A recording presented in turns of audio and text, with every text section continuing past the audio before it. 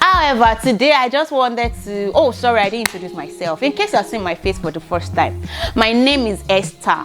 Yes, my name is Esther and I am a Nigerian living in the United States of the Americas. So today, as somebody that has lived in the United States for like 2 years, and by the way, I have a video just summarizing and giving general tips to new coming people or people that are looking to come on my channel. You can find it here and in the description box down below, so do check it out. I just wanted to talk about some of the culture shock experiences that I've had since I got to the United States. Yes, I believe that my book of experience is already increasing because I know I will still be shocked. I've not explored every angle so much, so I know that the more I explore, the more I will be shocked. So I just want to talk about some of the shocks I've had so far. So I also like to know if you've had similar experiences to mine or what your experience has been. Whatever it has been, I would like to hear in the comment section below. You should also let me know which of these experiences are your best. So what I've tried to do is to, this experience is cut across different areas. So I've tried to categorize them, and so we'll be taking them category by category. Guys, this video will be split into 2 parts because I don't want to bore you with all the details in this first video. So you should definitely watch out for the second video. In this video, we'll talk about some categories, and the second video we'll talk about the rest of them. So the first one I would like to talk about is in finance. So the first one under finance that I want to talk about is the one that is particularly sweeting my belly. It is torturing my body because in the United States, when January has come, when January, anyone, when it has come like this, there's this thing that all the people in the United States, they used to look forward to, and that is what? Tax reform. That's one of the first culture shock experiences I had. Like, you people work in the year, you pay tax to government to build roads and everything. At the end of the year, they will not come back and say, okay, we have calculated tax, so you have tax surplus. So because of that, we are giving you back refund. Something that used to happen in Nigeria. All the pay tax I paid for all the years I worked in Nigeria, I wish they could even give me 10% of it. So in the United States, actually, around January, February, March is tax refund period. People would compute the amount of taxes they've paid, either through education, through your employment, through purchases, a lot of things that you've done that are related to tax. You bring all your receipts, all your employees, you do your W-2, all of those things, you compute them and you submit your report to the IRS. So the IRS then does their computation, and based on the tax bracket that you fall on, based on your income level, you can either get a tax deficit or a tax surplus. When you have a tax surplus, you will get a refund. Most people in the United States usually get a refund. One of the first culture shock experiences I got in the United States, like, you people pay tax to the government. Government is paying you money back. Are you for real? Government, you man nice, people are enjoying money, and with that, during the pandemic, paying stimulus and all of that. So also in the line of tax reform is also like education reform, scholarship, you got some awards and you have paid some school fees. If the amount of scholarship you got and the awards, other categories that you got, if it's more than the school fees that you are supposed to pay, you will receive your refund in your account. In fact, you don't need to do anything extra. They will send you an email. Before you know it, you will see your money in your account. Still under the finance category, the second culture shock experience I've had is paying rent monthly and you getting fined for default payments. In Nigeria, we're used to paying our rent annually such that, you can plan yourself during the year. Say maybe it's 3 to 4 months of your salary that can cover your rent. You already know how you want to save for those periods so that you can be able to meet rent for the subsequent year. However, in the United States, it is not like that. As you are collecting your money each month, the first thing you want to do is to budget for your rent, pay your rent every month. And the thing is, in your contract agreement, by the time you are signed, they already tell you if you don't pay your rent by a certain date, there's a default amount that will enter as interest, as penalty. So you don't want to fall into that category. A lot of people know this, but for me, getting used to it, it was somehow like, in fact, there was a time I forgot to pay my rent. I thought I had paid it when I was a student. I forgot to pay my rent, but my landlord was kind enough to not charge a penalty. So he just sent an email to remind me, and then I made payment. It was another landlord. That's extra, and they will charge for each day of default. Don't be a victim. We'll be discussing that I observed when I got to United States is that United States is a strong cashless society. Nigeria, I know that before I left, there was so much clamor about cashless. We are going cashless, but when I got to United States was when I really knew and understood and experienced what a cashless society is about. Like, so many times I don't even use cash. There are some months I go without like seeing cash.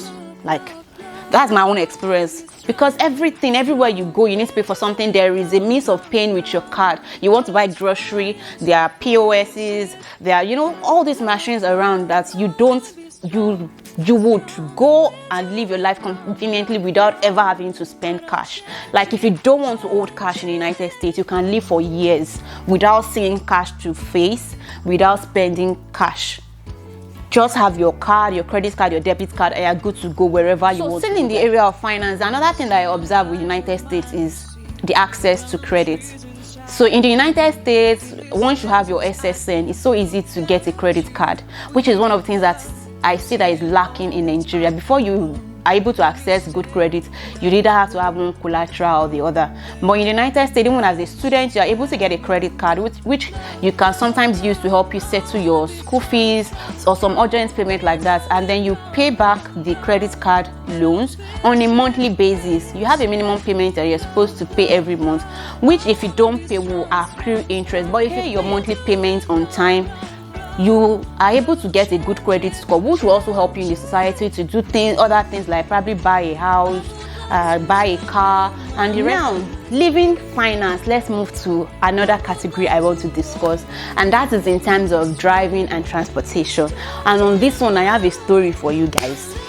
Just sit down, relax. Let me gist you. Culture shock experience that I have, guys. My car was stolen. My car was what? My car was stolen in the United States, so it's not in the Nigeria. It's in the United States.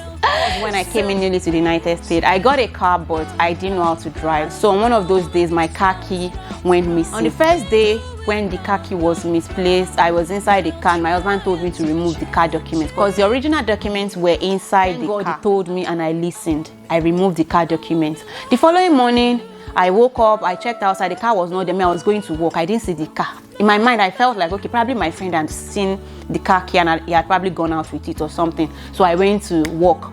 Only to get to work, I sent him a message and he was like, he did not see the car too. I'm like, it's a lie. I thought it was a joke, guys. I thought it was a joke. Like, he did not see the car key. Hey, lo and behold, we can't walk away on its own. That was how we got into it. We involved the police. We involved our Nigerian community. We alerted everybody, sent pictures of the car for everyone to be on the lookout.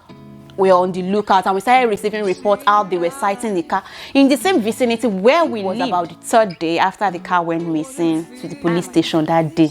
It was in the evening, actually, with another of our friends who drove us there. We went to talk to one policeman. He was now telling us how their process is around retrieving stolen cars. Long and short of it, as we left the police station that evening, we sighted this car ourselves. That was how we called 911, which is also one of the culture shock that I had. Like the rapid response we received from 911. We were still on the phone with 911. Next thing, the police vehicle was right in front of us. Like a police vehicle came from right behind, right in front of us, pursued this car, overtook the car, and that was the evening that we retrieved that car. So for me, that was like, wow, that was so pro. The first part of it was that I didn't expect that my car could be stolen. It was the speed and the promptness of the police in responding to crime, coming forth and helping me retrieve the car. So for me, that was really a beautiful one. Shout out to the United States. Still on driving, the second culture shock I experienced was having to write an exam to obtain my driving permit. Like, guys, I read for this exam. You would think I was preparing for school exam. Materials that you need to read. You need to understand road signs. You need to understand speed limits, different things that relate to driving, guys. You will do an exam. You have to pass that exam. That was the first stage. You need to pass that exam before you now do a road test, and they will now give you a permit. I went to the GPS office to write it in their office, and even that one, before you do, they will do your eye examination. They will check so many things before you get to write that exam, and the passing score for that exam is 70%. It's really like about 30 questions. The minimum score you must at least have 21 to pass. If you don't pass, you have to rewrite it again. So for me, I'm like, this stress is not plenty on top. Say I want to be driving, so but this one, that was part 1.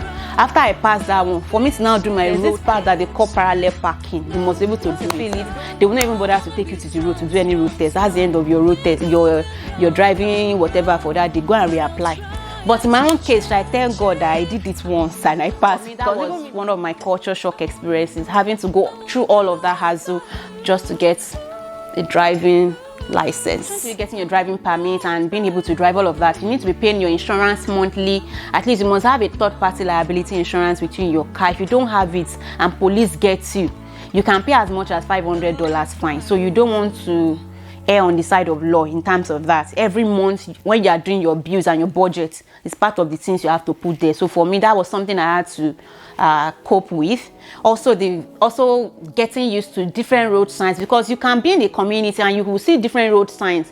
You will drive 2 minutes, next thing you have seen another road stop sign. You drive 1 minute, can see another stop sign, especially for close neighborhoods like that. So that was one of the things that I had to get used to in terms of driving. When you are driving and you see pedestrians walking, my dear, the road is not for you. You better park and just put your leg on your brake, let them pass. That one that Agbero in Nigeria say, "Sheba bye lo their papa get road."